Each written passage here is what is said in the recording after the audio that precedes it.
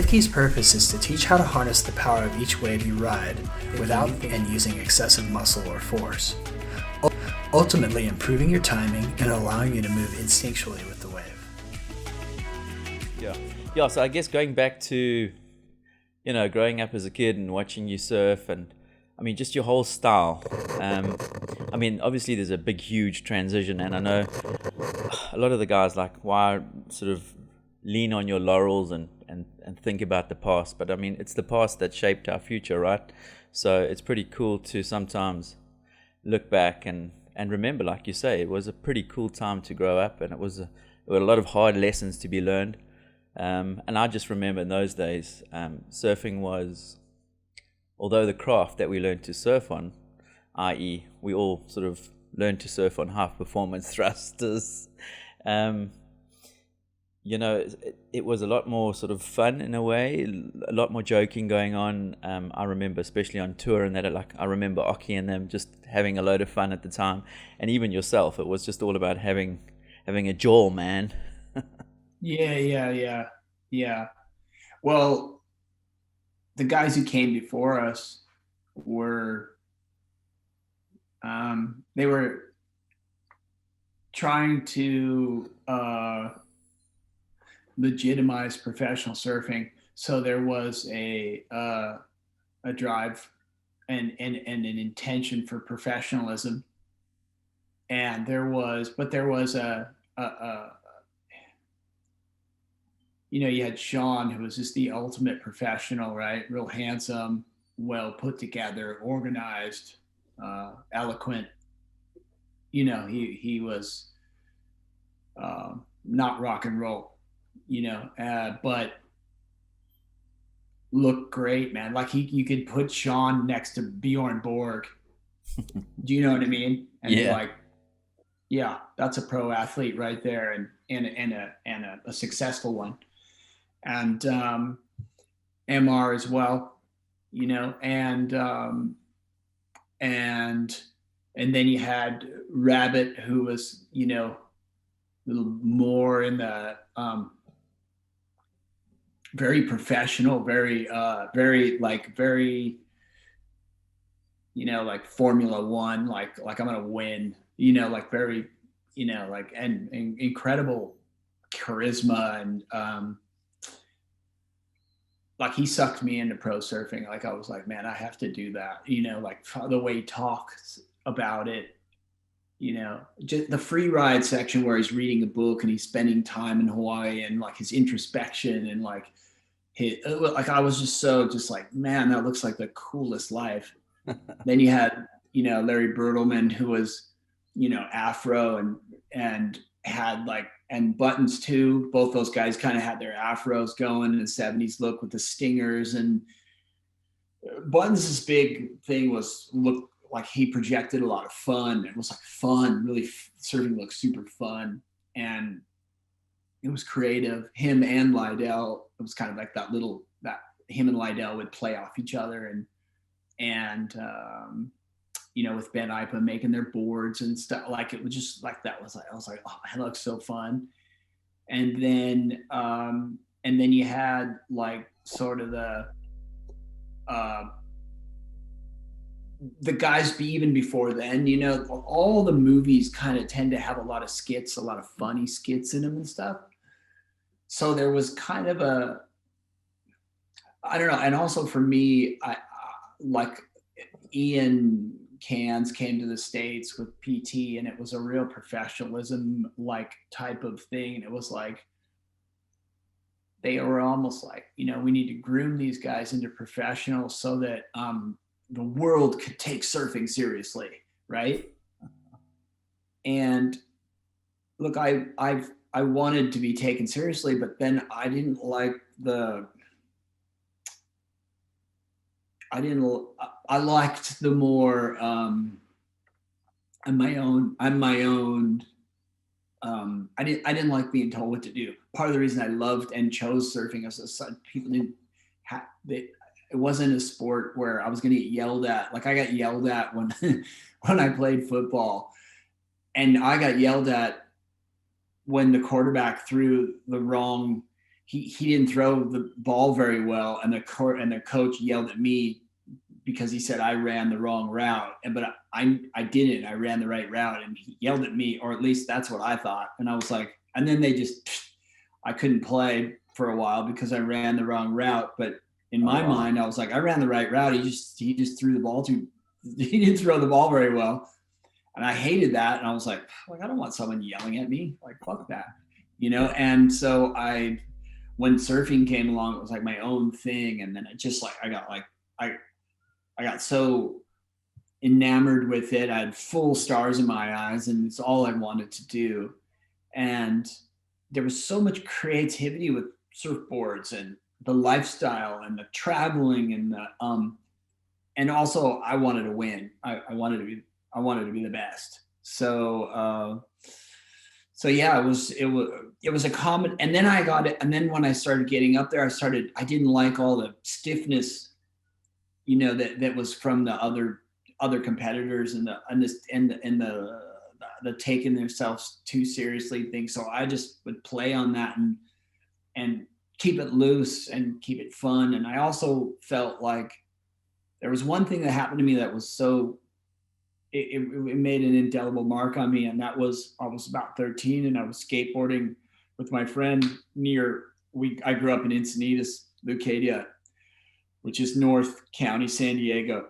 And my first experience was surfing this spot called Swami's, there's a big self-realization center right on the cliff where this guru from India, Yogananda Paramananza, he put this big self-realization center, self-realization, right? And so the town kind of had this yoga and self-realization and spiritualism and health food, and surfing was tied into that right when I started, and I was like, whoa, this is like a lot of metaphysical, a lot of depth, and then I was skateboarding with my buddy, and there's a street right along the cliff. It's called Neptune. And we just had these driveways. We would just go up there and we pretend we were like, Larry Bertleman. We do these like Larry Bertleman type turns and stuff like that with the skateboards. And also Encinitas, North County, it was a big skateboarding. There was Logan Ersky and Greg Weaver and Bain. And there was just a lot of skateboarding. Rampage. Skateboarding was big. And I wasn't sure I wanted to be a skateboard pro or a surf pro, but when I was really young, and then I pretty much went towards surfing. But one day we were skating, and Donald Takayama had lived down the street, and so Buttons. It was actually not Buttons; it was Bertleman, Dane Kealoha, and Lydell, and Joey Baran. And I remember my friend and I were like, there's Bertleman right there. No way. We skating our spot. We're like, oh my God, no way, cool. We're just like full groms, like, hey guys, just like kids are. They're just like wide-eyed, so stoked. Bertleman didn't want to know about me. He didn't make it like, oh, this kid's stoked on me, and like, hey kid, give me a second, I'm just gonna try to I was just asking him questions. Dude, when'd you get here, and what are you riding, and are you surfing? And I had like 50 questions. It was the first time I think I ever saw a surf star, and he was such a dick. I was like, I remember thinking, wow, he's kind of a dick. And then I fully was like, I don't like that guy. That's it. Bertleman, you know what I mean? Yeah. And then Dane KLO was really nice to me. And he took the time to talk with me. He could tell I was stoked or whatever it was. And I just went, Dane's my guy. You know what I mean? And Brand he wasn't that nice either. And I was kind of like, I don't care about Joey Brand anyway. I you know what I mean?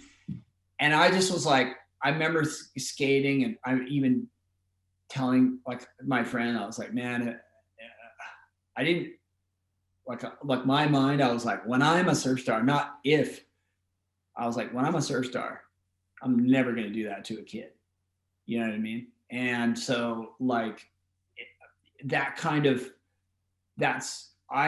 when I started my pro surfing, the whole thing, I was like determined not to build bridges with people around the world that I was like, yeah, cool. Oh, cool. You know, and fortunately I have a really good memory, and I tried to like be like the person on the ground that you could talk with, or you could approach, or you could like, you know, and that's carried all the way to, you know, I'm almost 55 and I still have friends and connections, and, you know, and it goes way back, you know, and it's a I feel so lucky. I never knew that it would take me all over the world and I would have like, you know, hundreds of connections.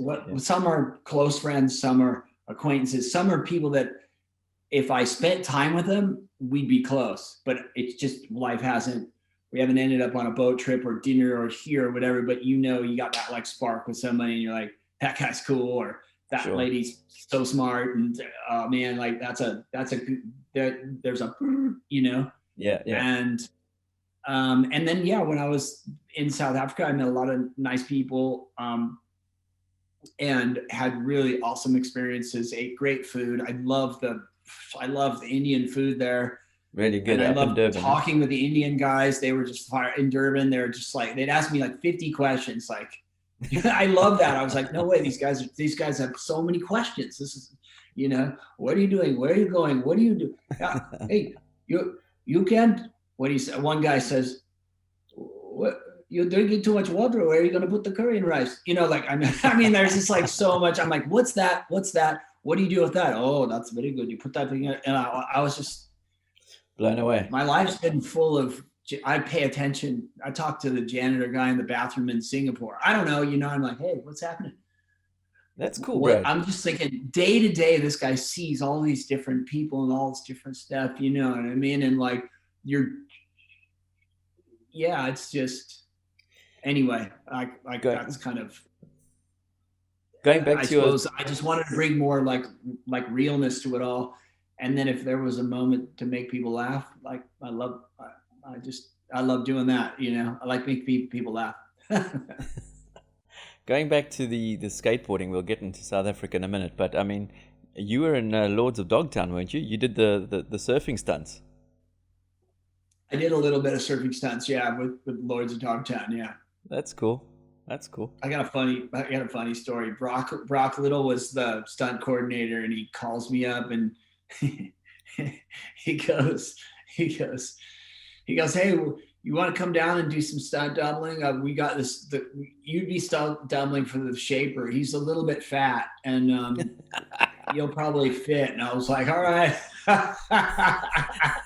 Thanks, a little bit fat, huh? He's like, well, you know, dude, you got kind of like, you know, and I'm like, okay. Thanks, dude. He laughed about it. We laughed about it. It was just, I mean, I'm clearly not fat, but you know, I can make my face look fat if I go like, like that, you know, so I don't know. Yeah, man. It's funny. I was watching like a clip of you when you were like a teenager and I don't know what you were wearing, Oakleys or whatever. And you were like, you had a lot of confidence. You were quite cocky when you were younger.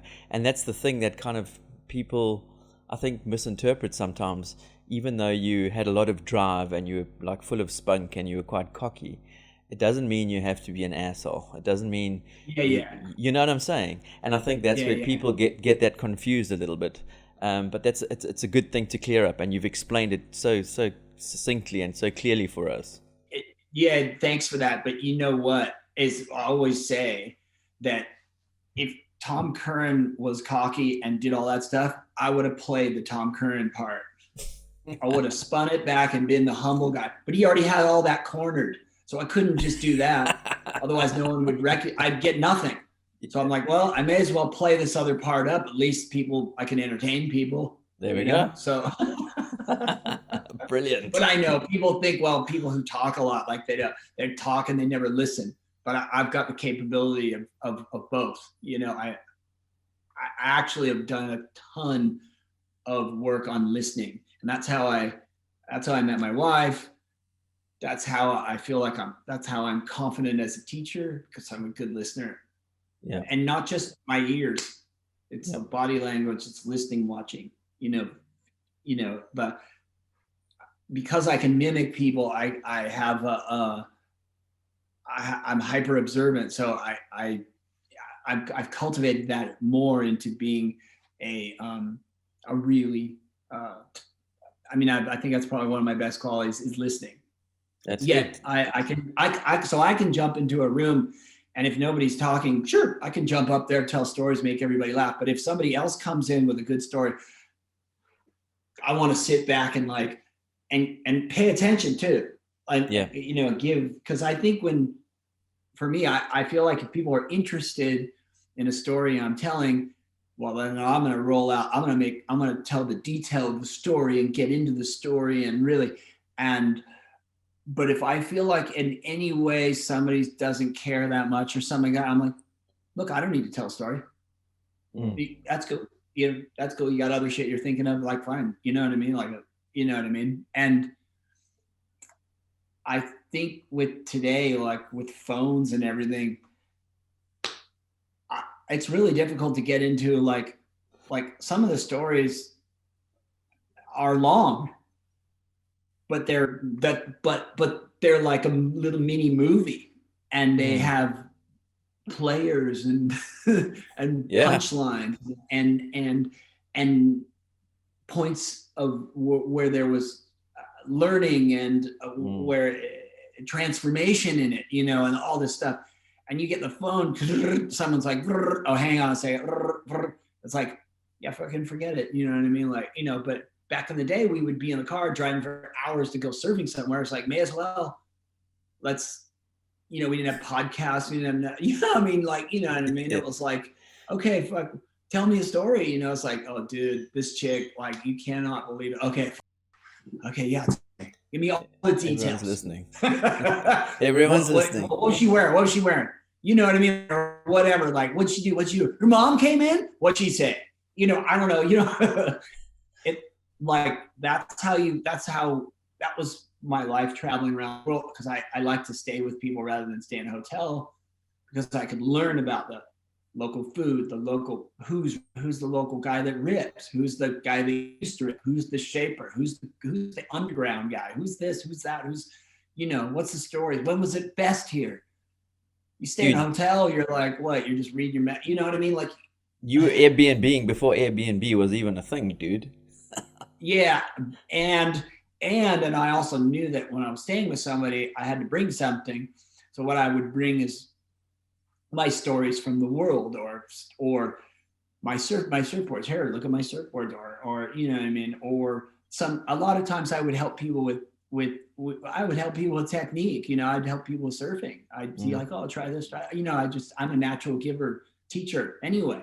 So I always knew that if I was going to stay with somebody, it wasn't like I was going to stay at, they're going to make my bed and make my, I was going to be an asshole, guest, and, I could offer money, but I'd do the dishes, or I'd do something, to make it so that, because I knew, you can have somebody stay and they stay overnight and stay 2 days. Okay, that's cool, whatever. But you're going to stay for the week of the contest. I mean, you stay in like 5 days, 7 days, man.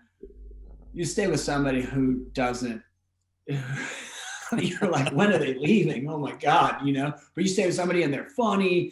They're not always in your space. They're gone, they're this, that, they come back. They're like, hey, I've got some beers or whatever. You know what I mean? You're like, fuck, cool, It's really,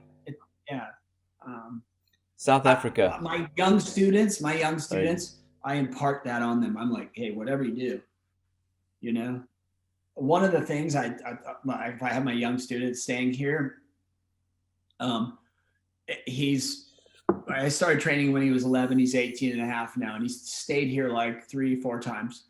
And another one, two of them. And I'm like, guys, like, seriously, you have to ask me every day, like almost a couple times a day. Is there anything I can do? Like, is there anything I can do to help you? You know what I mean? Because I'm not going to be like, hey, could you pick that up? Could you do this? Could you do that? It's too much energy for me. I'm just going to be like, fuck, when are you guys leaving? But if you do it the other way around, I'm gonna be like sick. And so anyway, my student's staying with a friend of mine in Hawaii, and he's like, dude, the guy is the most polite guest we've ever had. Really? Ever, man. He's got the best manners. And I'm like, you know? Yeah. So good. He's learned. And to be a great teacher, it's like you say, it's being a good listener. Going to South Africa, dude. So South Africa, you've got a great fondness for the place. You've been here many times. You've had success along our shoreline. Favorite break in South Africa? Phrase? Favorite wave in South Africa? I thought you said phrase. No, I was gonna go phrase. Lekker, bro. I was thinking like probably one of the funniest ones is when something happens, like, I don't know, you break a fin or something and you're like, oh, and someone goes, shame. Shame. Yeah. Ach, shame, man. Shame, man. You know, and I'm like, what are you? Shame on you.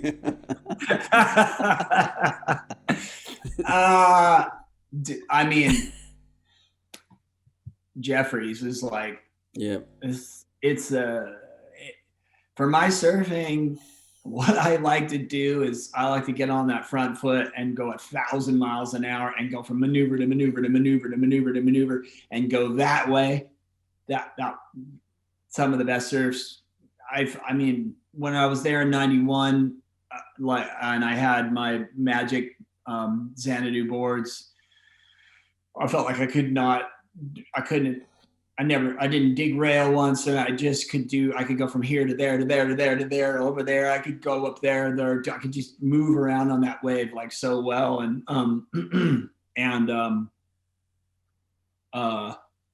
I was planning to come back last year. I had already bought the tickets. My wife and family, we already rented a house for a month. Oh, man. I was bringing my student, and I was meeting up with Richard Graham, and we were going to serve Jeffries for the whole month of May and into June. It was booked. I was like already, talking to Sharon, the whole thing. Yeah. And Crammy hadn't been back there, he said, for 35 years or something like that. So we were both going there. He told me about it, and I was like, dude, I'm coming. And then I thought, how cool that'd be. I'll bring my student, and my student will tear the bag out of that wave. And he's a polite guy, so we'll go over there and make friends, and we'll talk with all the locals and just do cool shit. You know what I mean? Like, not coming there to take, and we're coming to give.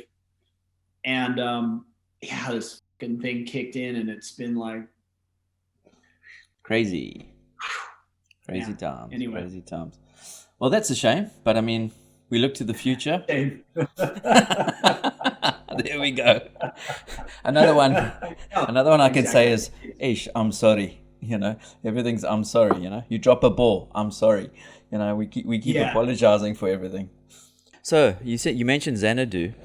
Well, my partner Anton Butler, who's been shaping for I think about 35 years now. He was mentored by John Whitmore and Johnny Parman. He shaped. He had the Xanadu label in South Africa for a while. Oh, did he? Yeah. I still talk with Xanadu, I haven't been back to the States for a while now, but and I've got there's a guy here who shaped me a couple Xanadus, and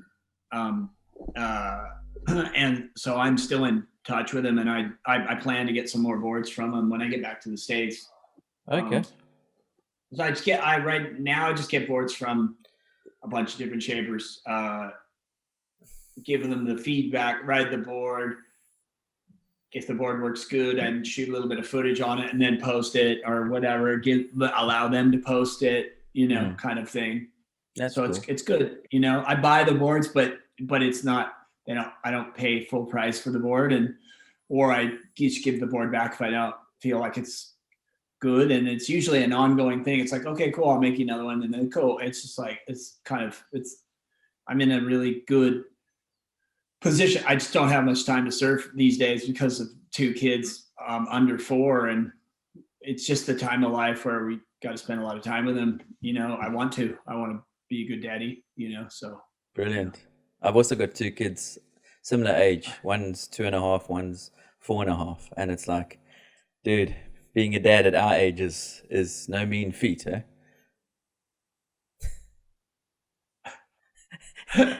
We left it late. So We left it late. full on, man. Full on. It is so full on. But yeah, sometimes I'm like, wow. Just nonstop things, and I mean, yeah, it's got to take a breather. What I said, if you don't mind, is I said to our Instagram followers that I'd do like a short 5-minute live thing, and if there's any questions that the local South African surfers want to ask, we can just maybe pose it. So would you mind if I put it on in the background? By all means. Cool. Let me just do that. Yeah, I was chatting to, I was actually in Cape Town with Ricky Basnett. Do you remember Ricky? Yeah, I Ricky came on when I wasn't, when I left already, so I don't know Ricky that much, but I've seen a bit of footage of him, and he absolutely rips.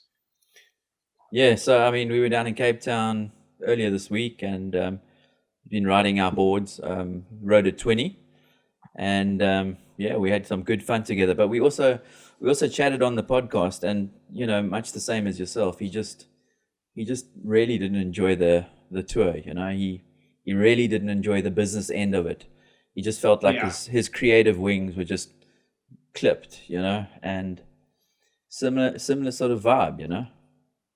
You know what it is?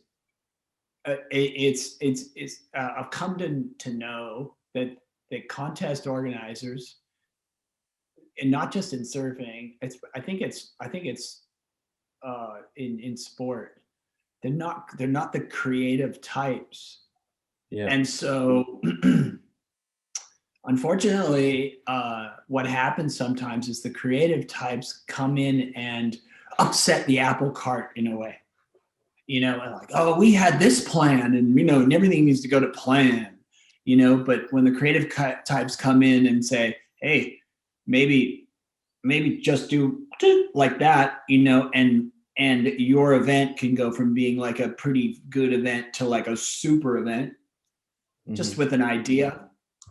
Do you know what I mean? Yep. That and that's not received well at all. And it's kind of like, okay, and then you do it again, and then you go, well, you know, like being number 1 in the world for a little bit, I couldn't even get a parking spot at the event. I had to park miles away you know what I mean? In a way, I was kind of like, shit, man, I worked my ass off to get here, and I don't even get a spot like somewhere they have it now.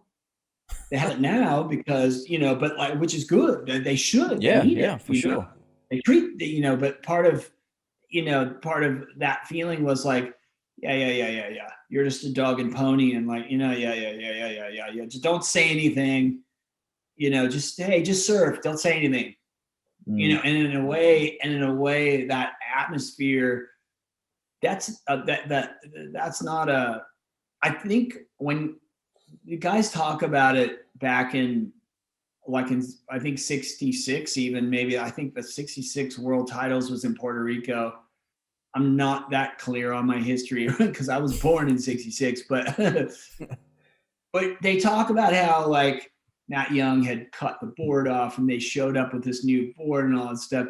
And the thing is that when you went to a contest that's when you could look at all the other really good surfers and be like, oh, what's that guy riding?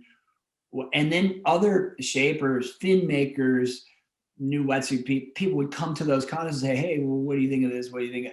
And we get all these, you know, new ideas and, you know, and stuff like that's what it's about, is sharing information so that the whole, not just the competitors in the elite world, all of us can gain at the thing that we love, surfing. We love surfing. Surfing's like sometimes it's more than even just a love. It's like a survival thing. You're like, I didn't have surfing, man, you know?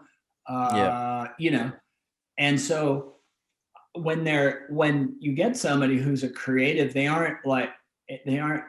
there's I felt this, they're a little bit of a nuisance rather than, all right, got another, outside of the box thinker that can help take the party up.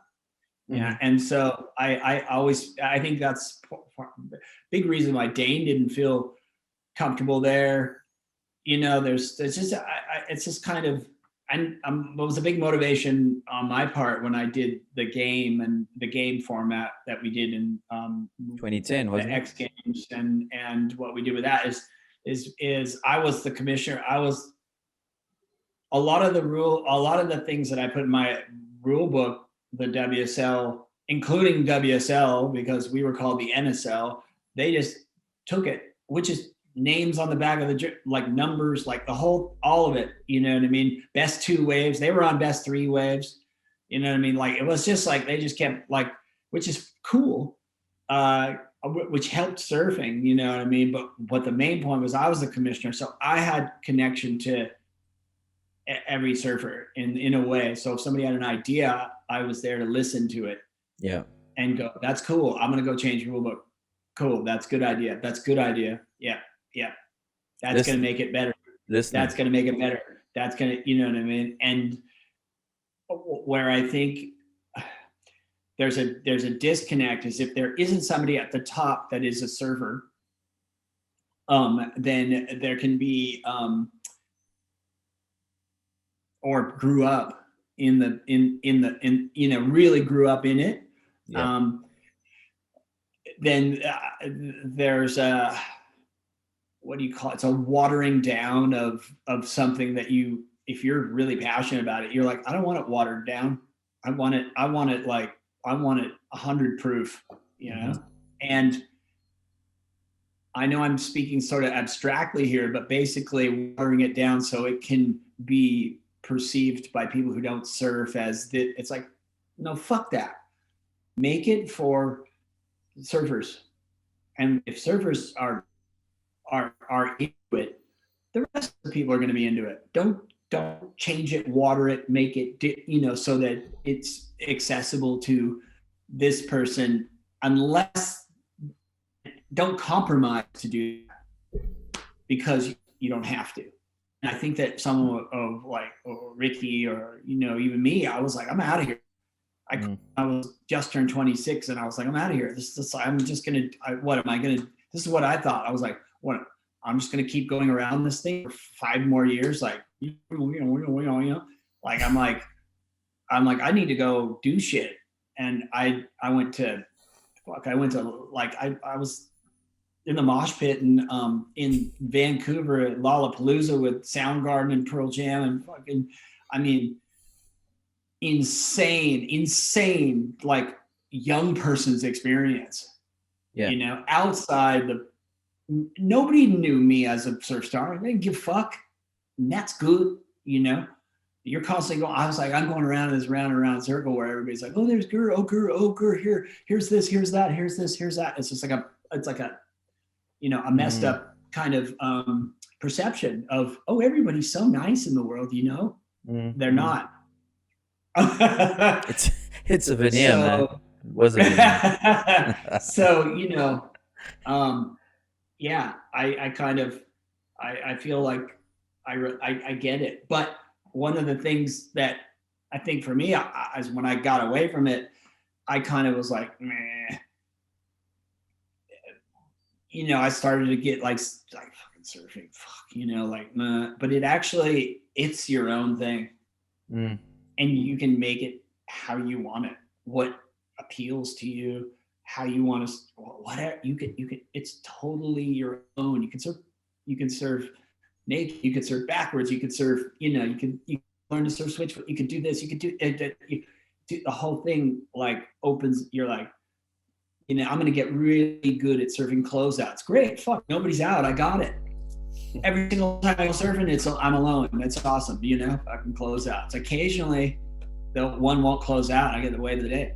I mean, I don't know. There's so much there. And I was like fucking surfing because I was in that space. So to open up and let your wings, mean, you look at like February, I mean, he's just like, what a great path he's been on, you know what I mean? He's such a great contributor.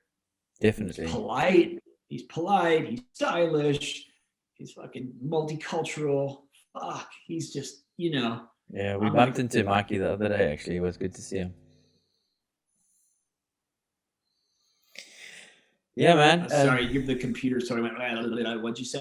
No, I said we bumped into Mike February, while we were in Cape Town, actually. It was cool to see him. Yeah, great surfer, great guy, doing a lot of good initiatives. But yeah, you're right, dude. Nail on the head, eh? It was business, the business end, which kept for us as a brand. What we're kind of doing is we are creating this sort of collaborative, collective, whereby we allow artists, whether you're a skater, surfer, designer, graffiti artist, to use our brand as a palette for your expression. So we collaborate with a lot of different artists, whether you're an athlete, as I say, and we allow you to have your say, essentially. And you know, the dude who designed our logo, he's an award-winning designer, and he's like, you know, I was having a chat with him as well, and I said to him, look, dude, like, how much of your design from a paying customer actually ends up in the final sort of deal, you know? And he reckons about 20% of what he would want to see, you know, happen. And so, as it is in surfing, in anything creative, you know, if that's the catch-22 with sponsors and that, you know, you kind of, well, in the old world, I call it the old world, where you had to sort of conform to the rules and the regulations and the protocols of how they want you to act and behave and do things. That's just the leadership, though. Yeah, that's true. You have somebody who's dynamic in the leadership, which for me, when I was leading my competition thing, is I got the unique ability to stay in my lane and know that, like, hey, I'm not the business guy, I'm not the numbers guy, I'm not the, you know, I am the people guy, and I'm the one who, I'm the decision maker, the ultimate decision maker. I'm the one that goes, yep, that feels right. You know, that guy on that project, that feels right. You know, okay. Mm-hmm. You know, and the leadership guy has to have intuition, you know, coming from the love of surfing, for surfing anyway. Yeah. Or for art, for music, or whatever. It has to have that kind of thing. And there has to be trust. Rapport. There has to be openness to counter idea. Yep.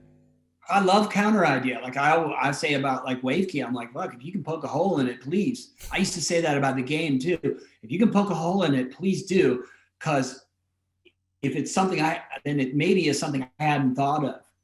And I could go, okay, cool. I need to go back to my drawing board and I need to figure that out.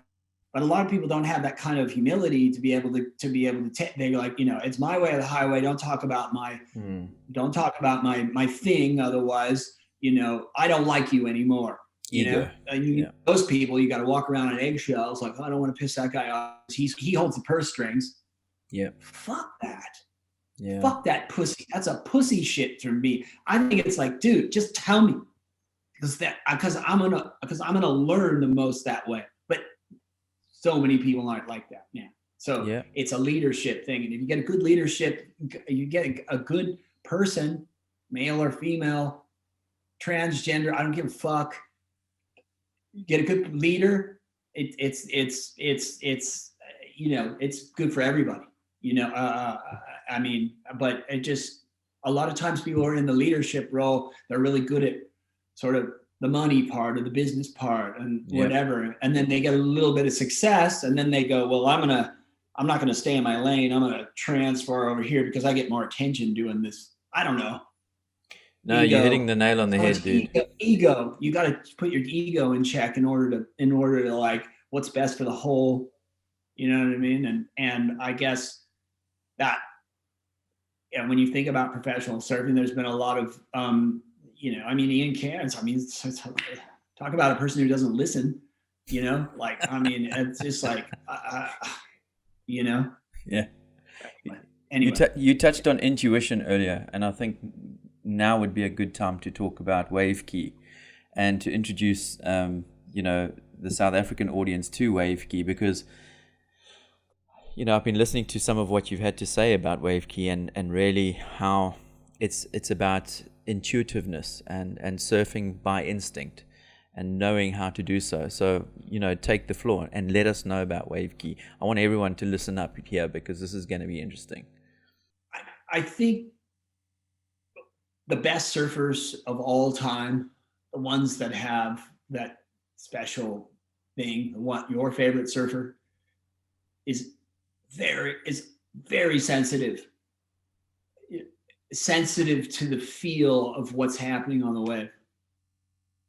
And there's a big difference between figuring something out and feeling something out. And I've figured out a lot of it, a lot of technical things that the body needs to do to be able to control the surfboard. So you don't have to figure it out. You have to feel it out. Mm-hmm. And you feel it out through practice. And then when you finish practicing, then you go surfing, and you don't continue practicing when you're surfing. You go into feel mode, and you take each and every wave has a different speed, a different pace to it, and it's an ever-changing thing. So it's not about muscle memory and memorizing something. It's awareness, slowing down to feel the fullness out of the wave, and that's how you're going to get the biggest joy, whether you're 75 or you're 17. Yep. That's where you're gonna get the joy, and so that's gonna make you want to surf again and again and again, and in crap conditions, and in these conditions, and in conditions that are outside your wheelhouse, maybe a little scary, or but you have the technique. So if you have the technique to make a late drop, you can make almost like a date, like 2 years from now, I'm gonna ride one of those things. Not because 2 years from now I'm finally gonna get the gumption to do it, but 2 years from now, or a year from now, or whatever your thing is I'm gonna do these takeoffs here on the floor to the point of where I don't even have to think about it. And so what I've done with the takeoff is broken it down to where it's your skeleton, it's your bones, it's not the muscles. The muscles get in the way. I've studied with incredible movement people that don't surf, and I've shown them, hey, what am I doing here? They're like, oh, your body looks kind of stiff. It looks like looks like something's not moving. Oh, it used to move. Oh, that's probably from an injury, and you started to hold yourself, and you started to and so my surfing in going on 55, I look less wooden now than I did when I was 30. Interesting. And most surfers, as they age, they look more wooden and more concrete, and more, still surf pretty good, but you can see, that person's stiff now. And through practicing WaveKey and the way that I teach it, and the way that you can do this in the privacy of your bedroom. Like you don't have to. And then when you go surfing, that's what you're doing. You're going surfing, and so I help by like reminding the person to stop thinking, and go into feel. You've done enough technical on the ground. Just go into feel. And then when you're in that feeling place, or even when you get to be playful, you break through and you do things. You're like, oh my God, yes, I was connected for that time, and I could feel it. And I got this, and that's what makes us thrive as humans, and it happens. It's in music. You learn to play guitar and you're like, ding, dong, ding, fucking sucks. I suck, ding, dong, ding. But I'm still going through the thing. I'm still playing somehow. And then somehow after a while, things loosen up. You start to do, you stop thinking, oh, that's a B and that's an A and that's, you just like, you start going, and then you're playing with other people and then you're playing music and it stops, you stop thinking, you just go into full feel mode and you can tell. I mean, jazz musicians are like, they can tell, oh shit, it's about to change. I'm just going to change with it. Oof, and it's like makes your hair stand up. This is the relationship with the wave and the surfer is not to be like agenda. And especially as we age, because man, the body needs, our bones last longer than we do. But the muscle, so when you learn to use the bones correctly, I see like 75, 80-year-old guys on the golf course. Yeah. Fucking are doing this. Well, if you can do that, why can't you can do it surfing? You know what I mean? So I plan to surf way up there and not stand on the board and look like a piece of wood. Yeah, so, for sure. And then I just go down in there like with every student, because I coach a lot of people privately and I coach really, really high level, like some of the best surfers in the world, and they have flaws and things that they need to get better at and stuff like that. And they're harder to see, but they reveal themselves when I watch. So anybody below the pro level for me is glaring, like a lot of stuff is just really easy for me to find where they can improve. That's what I do. I don't get in there like, you're doing it all wrong. I don't go on the negative. I just go, here's where you can be faster, or here's where you're limiting your movement, and here's what you need to start feeling. I had a guy, good surfer, he's like 40, I think. He's in Sydney. He's good. Like he rips turns back and he's got a pretty good style and stuff. Day before yesterday was our second online Zoom thing, and he signed up for WaveKey when we launched at the end of October, and he sent me a text yesterday saying, "Dude, I had a complete breakthrough," and I felt that. I felt that thing that and the word is felt, and so I go, dude, we're just scratching the surface, man. Connecting. I got another guy. He's a Swedish. He's a Swedish guy. He's a real good surfer. He's probably the best surfer in Sweden, arguably or whatever. And he surfs. He does a lot of things really well. And then there's one thing I'm like, oh man, he's not doing it at all. And it's just like, and so I've got him starting to do that, and he's writing me back going, oh my God. And it's really, really cool. And that's what WaveKey is. It's like, there's no, like, I didn't make it for beginners, because beginners are, what is it? It's like a chick you're not even dating, you don't even really know. You're not going to just go haul off and take her to a super nice dinner and roll out all the red carpet. You don't even know if you're going to, for sure, be with her. So the beginners are like, you're not sure if they're going to be surfing or not surfing, or are they doing it just on the holiday? And but we'll get to the intermediate. They're like, they've devoted some time surfing. Oh man, surfing saves me, or whatever it is. Then you can go, okay, cool, and it goes all the way up to as high as you can go. So what gave you the idea for WaveKey? So I started to coach which is, there's coaching and there's teaching.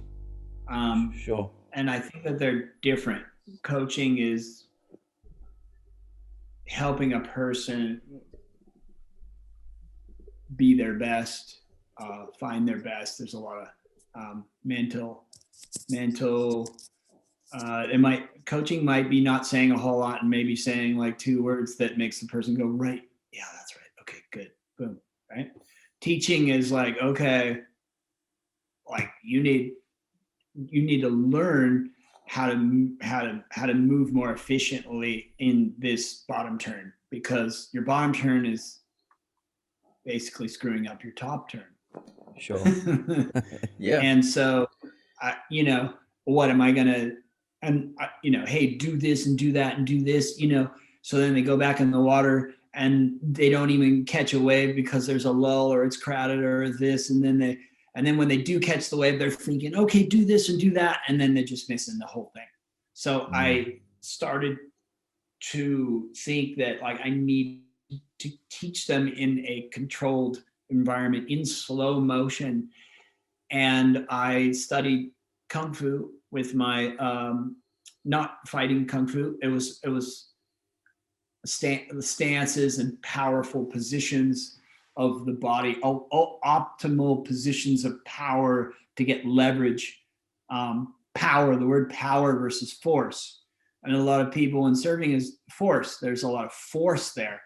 And I've done it so much. I've forced my board around a lot, and every time I do, it doesn't look good. And that was something my dad would be like, "You're trying too hard." These kinds of, you see it all the time when you watch competition. And then when somebody does something and they're not forcing it and they're connected to the power, you go, "Whoa, fuck, wow," And so I just started going, you know what, I this is what's going on in the bottom turn, and I could bring it onto the floor. I mean, when I was 14, my buddy who's 4 years older than me, he had a drive. He was kind of like he came with me to South Africa when I won. His name's John Glom.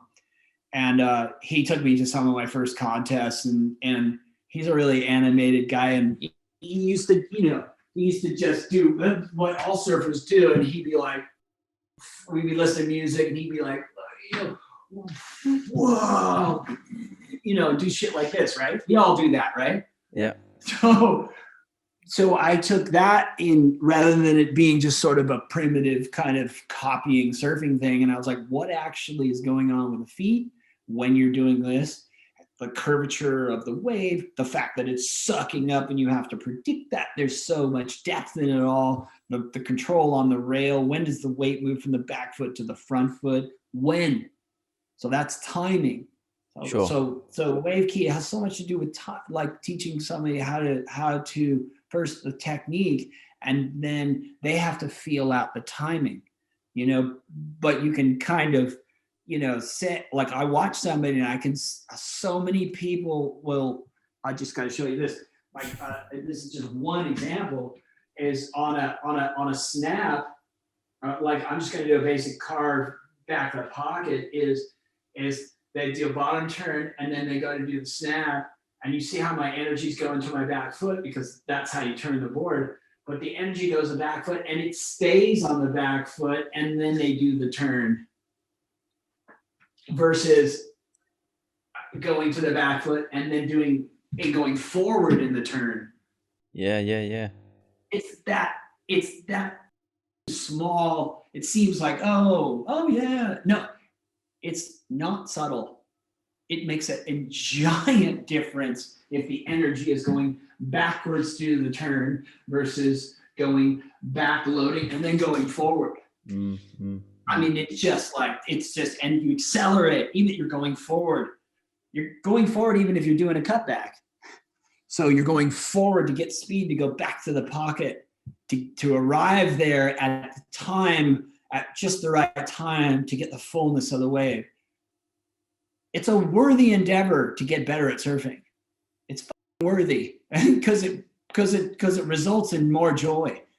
And that's what WaveKey is all about.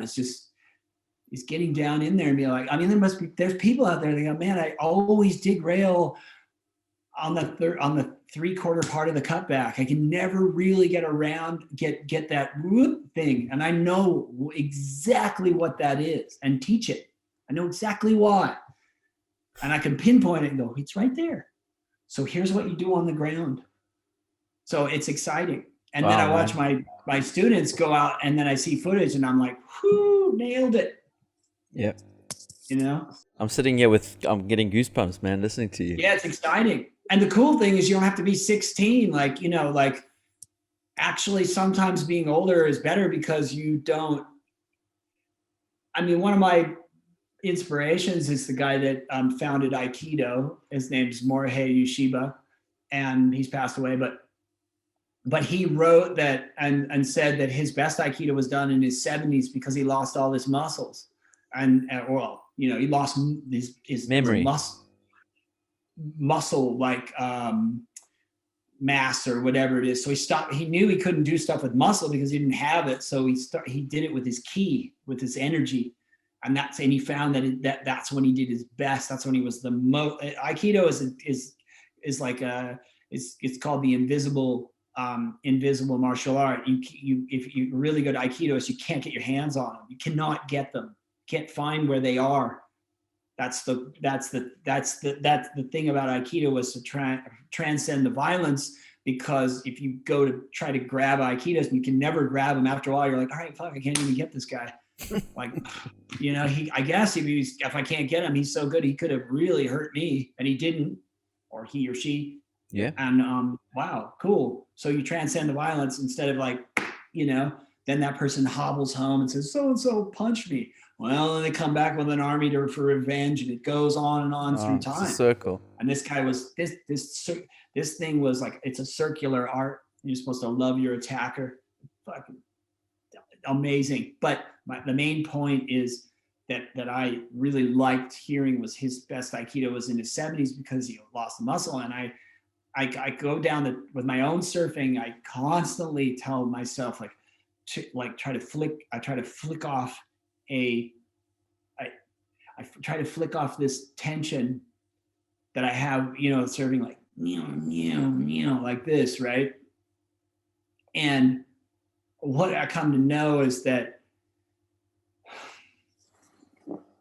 if you have tension all the time that you're surfing, you can't create tension. And really, if you think about the best surfers, they create a bit of tension and then they release the tension in the turn, and that's what looks so pretty. Yeah, so you have to be, that has to be intentional. So I go through that too, and that has it's really, really cool. I don't mean I'm cool. I just mean talking about surfing is in that kind of depth. Yeah. Is exciting, because as I'm talking, you're probably feeling some things and you're going, fuck, man, I felt some of these things before. And a lot of people, including myself, I've done turns in my life that I remember, and I'm like, fuck, man, I wish I could do that turn again. Yeah, you connected. It felt so good. That thing felt so good. Could I do that? I want to do that again. It's really tough to redo that turn again, you know? But that's with WaveKey and the consistent practice of WaveKey, your chances of doing that turn again, and even maybe better, or just maybe it's a different turn, but it's got that same feeling to it. Yeah, it's so insightful, dude. And it's like, yeah, it's leading to that path of surfing enlightenment and recreating, but reconnecting with, like you say, those moves that only happen once in a blue moon. It doesn't have to happen once in a blue moon. It could happen regularly if you harness, you know, it properly. Also, as you age, you got responsibilities, and you don't surf as much as you did when you were a kid, whatever it is. But if you can, you know, traffic, tides, those whatever, lockdowns, fuck whatever, you can do it here, so that your next surf, you know, you can connect to yourself. Because in Aikido, they teach you first to connect to yourself. You connect to yourself, and then you can connect to the attacker. You can't just. So I teach you how to connect to yourself before, so that you can connect to the wave. Yeah. If you're not connected to yourself, and I mean in a way that if you're just in your mind and you're too far in the future or in the past, and which is what we do all the time anyway. But if you slow down and you connect to yourself, you can connect to the wave. Your chances of connecting to the wave are much easier, and you actually can enjoy much less. You don't need as much to get the joy. So in that just spiritual place of like, I don't need it shows up, you know, and you're like, I need a wave, I need the fucking, it's like you're some kind of like reverse magnet. It's like, but when you're like, yeah, I've already had a bunch, like no big, boop, there one pops up in front of you. So it's very metaphysical. There's a lot of unknowns. I mean, dude, it's like, and it keeps us coming back for more. Yeah, man. And that's my goal. So if you haven't surfed for 3 months, like I've been talking with Tim Williams, he's out and he said he's 350 Ks from the ocean, and he's hurt his back, and I don't know, he's doing some kind of thing, and he's going to build a boat or whatever. I don't know, whatever. He's not surfing, you know, and he said he was going to be doing a WaveKey, and I said, oh, killer, you know, that'd be perfect for him. Then when he got back on the water, you just got to build your paddle strength a bit. He'll probably be surfing better than he's surfed in a long time. Wow. Well, I'll tell you what, we're gonna put all the links in the description below. WaveKey.com. If you don't know what it is and you haven't understood what we've just been talking about, feel free to head over to the website, check it out. But I mean, for all you surfers out there, you know exactly what we've been discussing, and it sounds super, super rad. Yeah, man, Brad, we'll punt WaveKey here in South Africa. It's definitely something I'm going to sign up for. And yeah, look out for my subscription, please.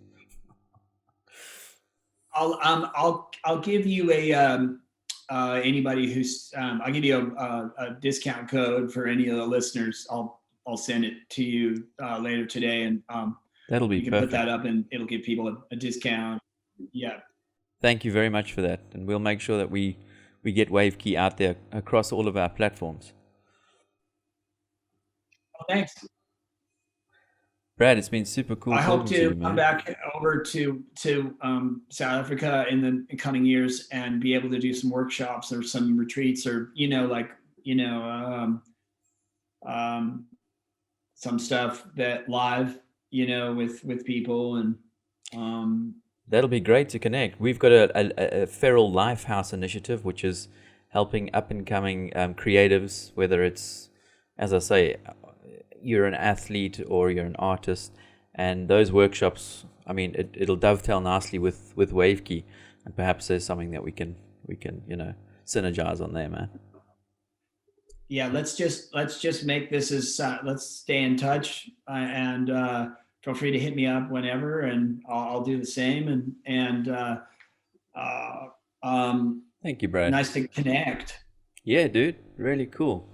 It was, it's quite surreal. As I say, I was there hooting for you, dude, on the stands when I was a lighty.